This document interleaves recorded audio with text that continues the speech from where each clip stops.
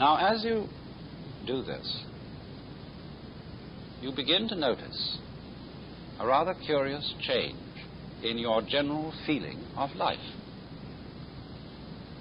You notice that there ceases to be what I would call an interruption or an interval between your experience and yourself.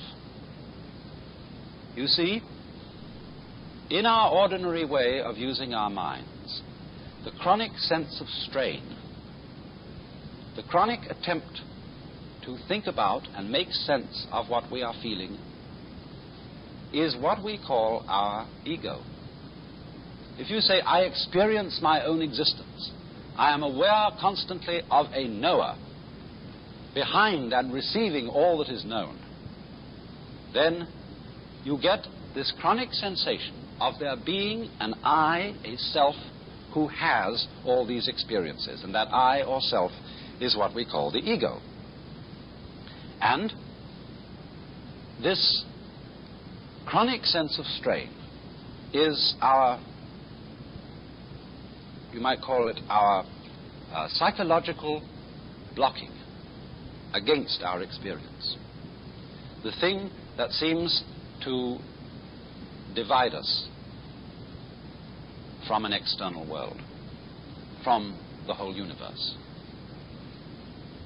But when in this way the interval begins to diminish, we begin to experience our world as ourselves. There is no interval, there is no interruption between the knower and the known. Just as when we are completely absorbed listening to music or dancing to music, we are not aware of our separation from it. We go right with it. And so, in the same way, when the mind responds instantly to what the senses bring, it seems almost as if the mind and what it experiences were one and the same. Now, in a way, of course, this is actually true. We can understand this theoretically, but we don't ordinarily really feel it. For example, you know the old saying, if a tree falls in a forest with nobody listening to it, will there be any noise? Perhaps you know the limericks in which this problem is posed. There was a young man who said, God, I find it exceedingly odd that a tree, as a tree, simply ceases to be when there's no one around in the quad. And the answer was, young man, your astonishment's odd. I'm always around in the quad, so the tree, as a tree, never ceases to be since observed by yours faithfully, God. But this is a great philosophical puzzle for the Western world. Does what we know depend on there being a knower? Now, in a way, obviously, it does. Because when a tree falls in the forest, it certainly makes vibrations in the air. But those vibrations in the air do not become noise unless they vibrate an eardrum. So, in the same way, the light from the sun does not become light unless it falls on an eye, an eyeball. And two, we could say the external world is full of hard things. But nothing is hard except in relation to the soft surface of the human skin. Nothing is heavy except in relation to human muscles. So if there is not a human organism, the world does not appear to us at all as having any of the characteristics which we attach to an external world. In other words, we could say, the sun is light, but only because of eyes. Rocks are hard, but only because of soft fingers. Falling rocks are noisy, but only because of sensitive human ears.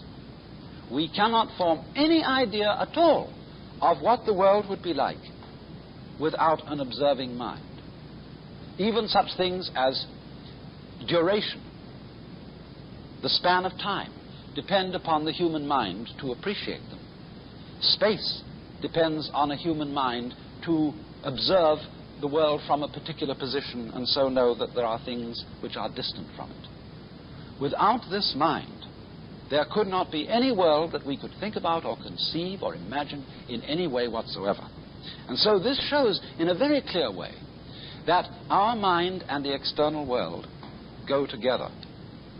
They are inseparable differences. Taking a cigar which has two distinct ends, but you cannot separate those ends. If I would want to take one of these ends off and break the thing and throw it away, it would still have another end. There would still be two ends there.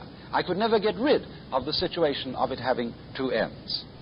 So you see that although the two ends are different, there is just one object. And so in the same way, although there is a difference in a way between the knower and the known, between man and the world, nevertheless, these two go together, and they are fundamentally inseparable. And therefore, when our consciousness is responding instantly, without any interval or interruption, without any, shall we say, stopping to think about it, then we have a situation in which we are actually realizing, we are actually feeling the true physical relationship which exists between man and his environment. And this we could call the experience of oneness or unity with the universe, which is the function of meditation. Now, I think it's not difficult to see some very obvious values in this. Because, well, if we live entirely in a world of thought,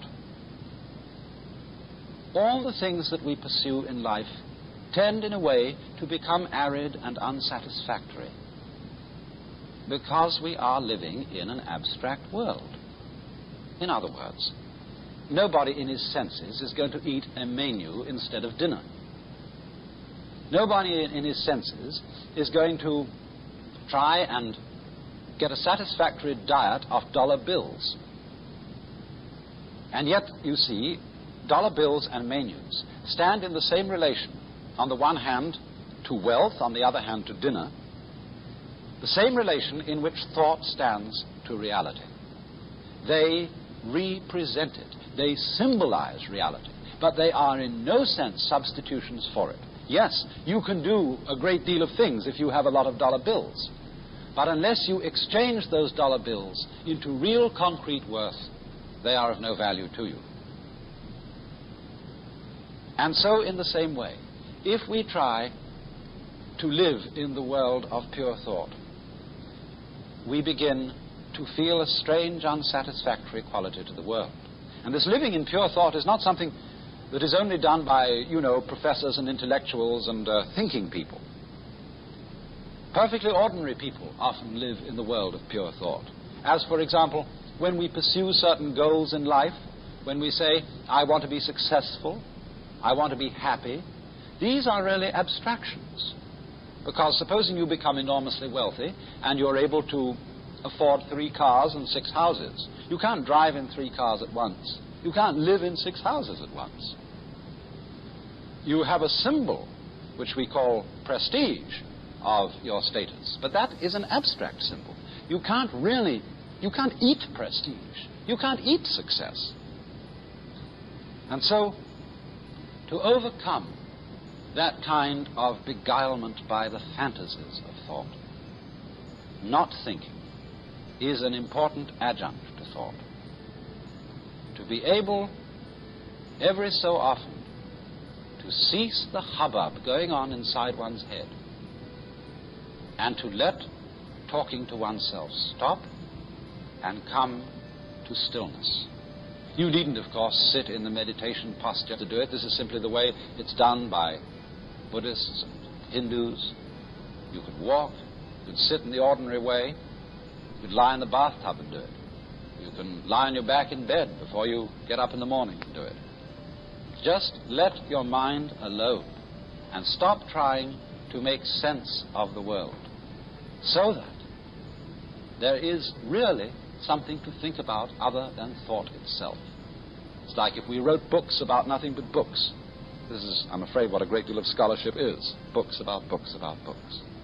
So in this way, through meditation, we come to that kind of profound peace which is exhibited in the faces of the Buddhas. I remember particularly some words by Lafcadio Hearn, in which he gives a marvelous description of the whole attitude which these faces represent. Each eidolon shaped by human faith remains the shell of a truth eternally divine, and even the shell itself may hold a ghostly power.